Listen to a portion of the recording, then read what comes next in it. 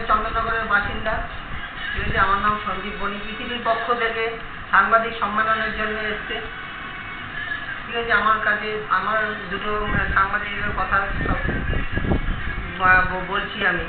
আমাদের চন্দননগরে জগদ্ধাত্রী পুজো ঐতিহ্যমণ্ডিত পুজো, দূর দূরান্ত থেকে সমস্ত মানুষ আমাদের এখানে কিছু স্মৃতি ভালোবাসা রেখে যায় প্রতি বছরই।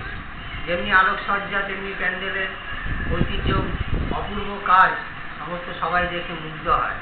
ঠিক আছে, আমাদের আমাদের এক এক করে সমস্ত প্রতিমা দর্শন করুন আর সবাইকে দর্শন করার সুযোগ করে দিন। এবার ভালো ভালো সমস্ত জায়গায় ঠাকুর প্যান্ডেল হয়েছে। এটা হয়তো বাঞ্ছারামের বাগান, আপনারা ওইখানে যাবেন, ওইখানে গিয়ে দেখবেন কত সুন্দর আদিম যুগ থেকে মধ্যযুগ থেকে আধুনিক যুগে পরিণত করেছে সমস্ত মানুষের কাজ, সমস্ত মানুষের যে কীভাবে তৈরি করেছে।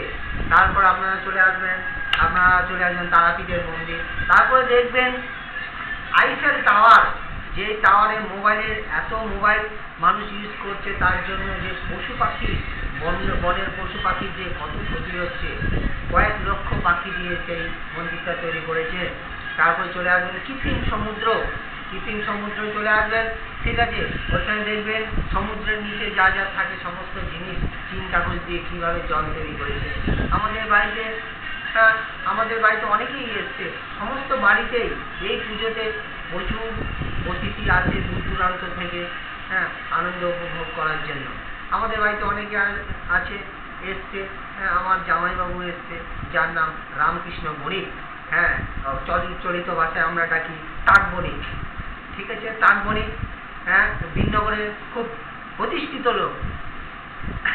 তার বউ খুব প্রতিষ্ঠিত, তার ছেলেও প্রতিষ্ঠিত। মদ বিড়ি সিগারেট কিছুই খায় না, খুবই ভদ্র ছেলে। মাঝে মধ্যে বন্ধুদের পাল্লায় করে একটু আধটু খেতে পারে, নাহলেও খায় না, জোর করে খাইয়ে দিলে তবেই খায়। আর নমিতা বণিক ও তো খুব ব্রিলিয়ান্ট মেয়ে, খুব ভালো। বিনগরে এমন কোনো লোক নেই তাকে চেনে না, খুব পপুলার লোক। ঠিক আছে, আর যে বলছি টাক বণিক, টাকদা, আমাদের টাকদা খুব ভালো। খুব আমাদের খুব প্রতিষ্ঠিত লোক বিনগরের।